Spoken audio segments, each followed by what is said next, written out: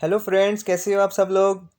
आप देख रहे हैं एक्सक्विजिट ज्ञान। मैं हूं वरुण और आज का हमारा जो टॉपिक है वो है इंटेलेक्चुअल प्रॉपर्टी राइट्स। दोस्तों, मेरे चैनल को सब्सक्राइब कर देना और वीडियो को शुरू से लास्ट तक पूरा देखना। इंटेलेक्चुअल प्रॉपर्टी राइट्स को समझने से पहले हमें ये समझना होगा कि कितने तरह की प्रॉपर्टीज़ होती हैं, प्रॉपर्टी के कितने काइंड्स होते हैं। तो हम दो पार्ट्स में डिवाइड कर सकते हैं इसको। पहला है on the basis of movability. Movability मतलब कि क्या प्रॉपर्टी चलनशील है। इसके बेसिस पे क्या है कि दो तरह की हैं प्रॉपर्टीज, एक तो है मूवेबल और दूसरी है इमूवेबल प्रॉपर्टीज। सबसे पहले बात करते हैं मूवेबल प्रॉपर्टीज कौन सी होती हैं, जो कि अर्थ से अटैच नहीं होती, जैसे कि कोई स्मार्टफोन, कोई बुक, वो मूवेबल प्रॉपर्टी है।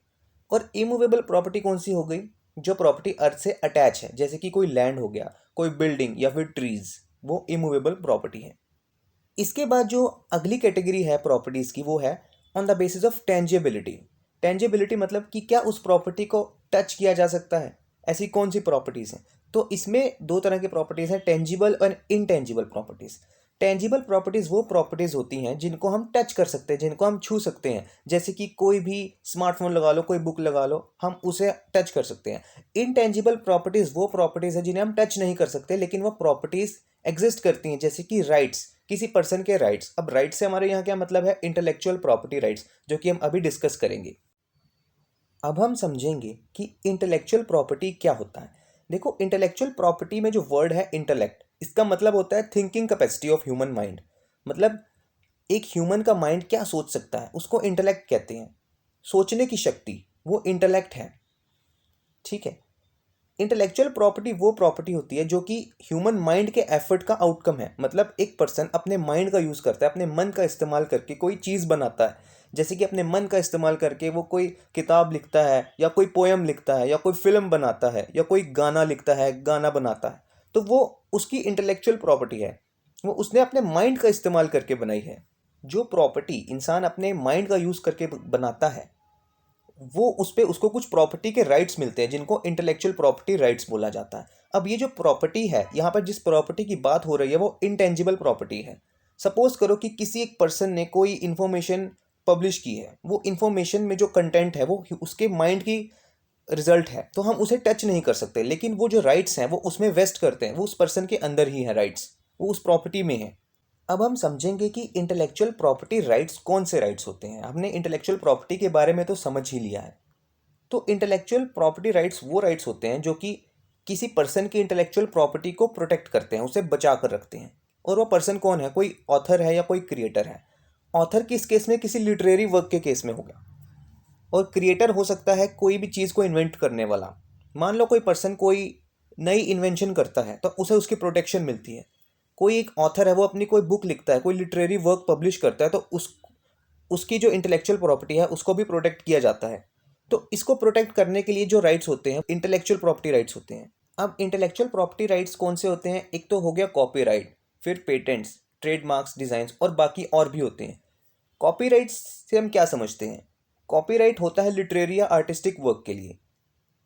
पेटेंट्स हो गया किसी इन्वेंशन के लिए, जैसे किसी पर्सन ने कोई नई इन्वेंशन की। ट्रेडमार्क्स हो गया जैसे कि कोई सिंबल हो गया किसी ब्रांड का, कोई लोगो हो गया। और डिज़ाइंस हो गया कोई कॉम्बिनेशन ऑफ कलर्स। अब कॉपीराइट से जो डील करता है वो एक्ट है कॉपीराइट एक्ट 1957 का। पेटेंट्स से डील करता है पेटेंट्स एक्ट 1970। ट्रेडमार्क से डील करता है ट्रेडमार्क्स एक्ट 1999। और डिज़ाइंस एक्ट है डिज़ाइंस के लिए, जो कि 2000 में एनेक्ट किया गया था। अब इसमें भी हम डिस्टिंक्शन कह सकते हैं। कैसे, अब कॉपीराइट्स अलग टाइप की प्रॉपर्टी है और पेटेंट्स, ट्रेडमार्क्स, डिज़ाइंस अलग टाइप की प्रॉपर्टी है। पेटेंट्स, ट्रेडमार्क, डिज़ाइंस वगैरह को कहा जाता है इंडस्ट्रियल प्रॉपर्टी, और दूसरी जो कॉपीराइट्स हैं उनको कहा जाता है आर्टिस्टिक प्रॉपर्टीज़। तो ये इन दोनों के बीच का डिफरेंस है। प्रॉपर्टीज़ को इसमें भी डिस्ट्रीब्यूट किया जा सकता है, इंटेलेक्चुअल प्रॉपर्टी राइट्स को। देखो, कॉपीराइट में क्या क्या चीज़ें इंक्लूड होती हैं। म्यूज़िक रिकॉर्डिंग्स भी इसमें इंक्लूड होती हैं, कोई सिनेमेटोग्राफिक फिल्म्स हैं वो भी इसमें होती है, और आर्टिस्टिक लिटरेरी वर्क हो गया वो भी इसमें है। कोई पेंटिंग है, कोई ड्राइंग है, कोई एसे है, कोई आर्टिकल है, कोई भी लिटरेरी वर्क है, वो कॉपीराइट्स के अंदर आता है। पेटेंट्स में क्या आएगा, पेटेंट्स में इन्वेंशंस आएंगे। अब यहाँ पर एक गौर करने वाली बात यह है कि इन्वेंशन और डिस्कवरी में फ़र्क होता है। डिस्कवरी उस चीज़ की होती है जो पहले से एग्जिस्ट करती है ज़मीन पर। जैसे मान लो कोई स्पीशीज़ है, उसको किसी पर्सन ने डिस्कवर किया, उसने अपने माइंड का यूज़ तो किया उसको डिस्कवर करने में, लेकिन वो उसकी कोई इन्वेंशन नहीं कह सकते हम इसमें, क्योंकि वो चीज़ पहले से एग्जिस्ट करती है, उसने सिर्फ उसको डिस्कवर किया, उसने उसको खोजा है। जबकि इन्वेंशन में क्या होता है कि एक नई चीज़ होती है बिल्कुल ही। अब एक पर्सन अपने माइंड का इस्तेमाल करके कोई नई चीज़ इन्वेंट करता है तो वो पेटेंट्स उसके लिए ग्रांट किए जाते हैं। अब ट्रेडमार्क्स वो मार्क्स होते हैं या वो सिंबल्स होते हैं जो किसी एक पर्टिकुलर मैन्युफैक्चरर की जो चीज़ें हैं उसको आइडेंटिफाई करती है, उसको डिफ्रेंशिएट करती है किसी दूसरे मैन्युफैक्चरर से। जैसे हम कह सकते हैं किसी ब्रांड का लोगो, वो ट्रेडमार्क्स के अंदर आता है, क्योंकि एक वो पर्टिकुलर सिंबल है जो कि लोगों को बताता है कि ये इस मैन्युफैक्चरर का प्रोडक्ट है। ट्रेडमार्क को देखने से एक कस्टमर को या एक बायर को ऐसा लगता है कि ये पर्टिकुलर सोर्स से आई है ये चीज़।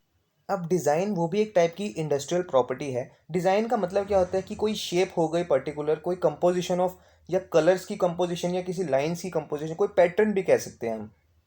अब ये 3D में भी हो सकता है, 2 डायमेंशनल में भी हो सकता है ये, या फिर दोनों 3D और 2D का मिक्स भी हो सकता है।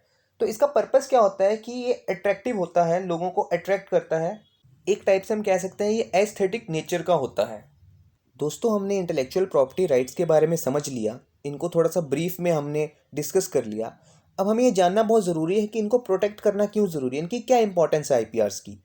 तो सबसे पहली जो बात ये है कि it rewards the creative minds.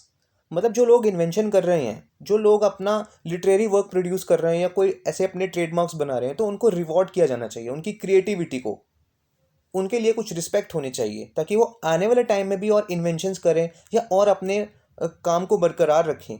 दूसरी बात यह है कि डेवलपमेंट, साइंटिफिक और टेक्निकल डेवलपमेंट्स होती हैं, अगर इन्वेंशंस होती रहेंगी तो ये नेशन के लिए भी अच्छा है और वर्ल्ड वाइड भी ये काफ़ी हेल्पफुल होगा। और एक बात और इसमें ये भी है कि ये क्रिएटर्स के हार्डवर्क को प्रोटेक्ट करता है, ताकि इन आईपीआरस का मिसयूज़ ना हो जाए। दोस्तों, मुझे कमेंट करके बताना वीडियो कैसी लगी। वीडियो अच्छी लगी तो लाइक कर देना, मेरे चैनल को सब्सक्राइब कर देना। Bye bye, take care.